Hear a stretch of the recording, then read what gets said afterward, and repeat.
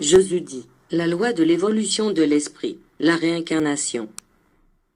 Je vous dis qu'il est impérieux que l'humanité sache que son esprit est venu à maintes reprises sur la terre et qu'il n'a pas encore su s'élever sur le chemin de ma loi pour atteindre le sommet de la montagne.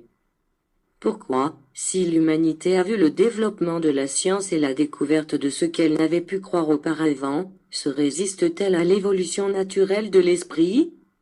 Pourquoi s'obstine-t-elle dans ce chemin qui le laisse immobile et léthargique? Parce qu'elle n'a pas voulu se pencher vers la vie éternelle. Comprenez que, si la création a apparemment été conclue, tout cependant évolue, tout se transforme et se perfectionne. Votre esprit pourrait-il échapper à cette loi divine? Non, mes enfants.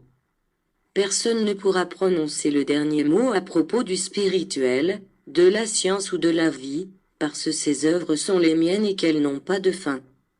Combien d'hommes, par le savoir qu'ils ont acquis, croient posséder la grandeur spirituelle et ne représentent, pour moi, pas davantage que des enfants qui n'avancent pas sur leur chemin d'évolution, parce qu'ils doivent prendre en considération que ce n'est pas seulement par le biais du développement de leur intelligence qu'ils peuvent parvenir à l'élévation de leur esprit, mais qu'elle doit passer par le développement de l'ensemble de leur être.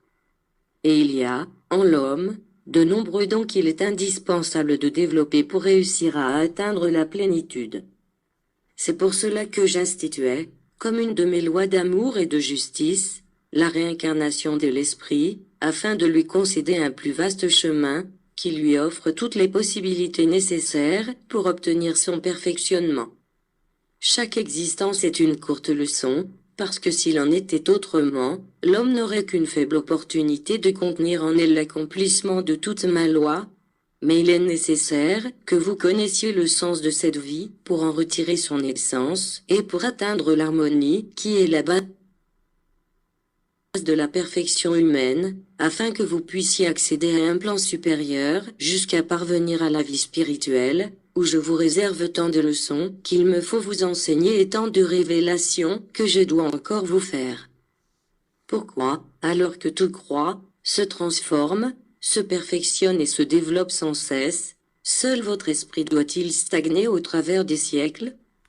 Puisque vous avez découvert et appris beaucoup au travers de la science, vous n'ignorez pas l'évolution incessante qui existe pour tous les êtres de la création. Je souhaite que vous compreniez que vous ne devez pas abandonner votre esprit dans ce retard et cette stagnation où vous l'avez plongé il y a si longtemps, et que vous devez lutter pour parvenir à l'harmonie avec tout ce qui vous entoure, afin que pour les hommes arrive un jour où la nature, au lieu de cacher ses secrets, les leur révèle, et au lieu que les éléments leur soient hostiles, ils en arrivent à être leurs serviteurs, leurs collaborateurs, leurs frères.